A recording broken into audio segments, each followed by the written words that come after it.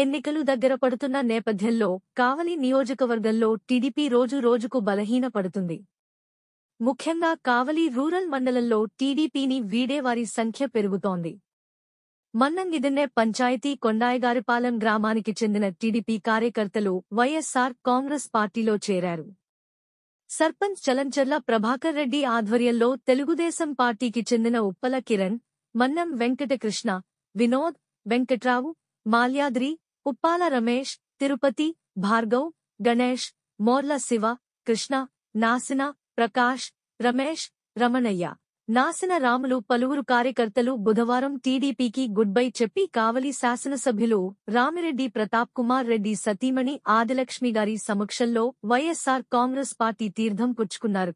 ఈ సందర్భంగా వారు మాట్లాడుతూ తామంతా ముఖ్యమంత్రి వైఎస్ జగన్మోహన్ రెడ్డి, ఎమ్మెల్యే రామిరెడ్డి ప్రతాప్ కుమార్ రెడ్డి చేస్తున్న అభివృద్ధి, సంక్షేమ కార్యక్రమాలకు ఆకర్షితులై వైఎస్సార్ కాంగ్రెస్ పార్టీలో చేరేందుకు వచ్చామన్నారు. రానున్న సార్వత్రిక ఎన్నికల్లో పార్లమెంట్ అభ్యర్థిగా విజయసాయిరెడ్డిని ఎమ్మెల్యే రామిరెడ్డి ప్రతాప్ కుమార్ రెడ్డి హ్యాట్రిక్ విజయం సాధించేందుకు తమవంతుగా పనిచేస్తామంటూ ముందుకొచ్చారు.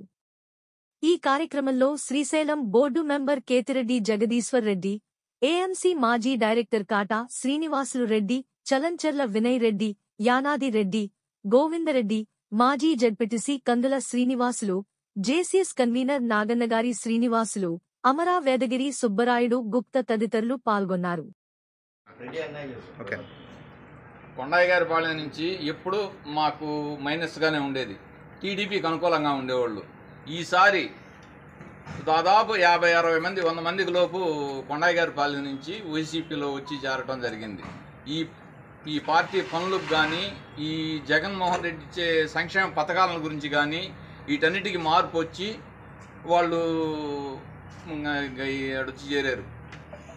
అన్న నాయకత్వంలో మంచి పనులు జరుగుతాయని, ప్రతాప్ రెడ్డి అన్న నాయకత్వంలో ముందుకు పోవాలనే కార్యక్రమంతో 100 మందికి పైన ఇవాళ కొండాయగారిపాలెం నుంచి వచ్చి వైసీపీలో చేరారు.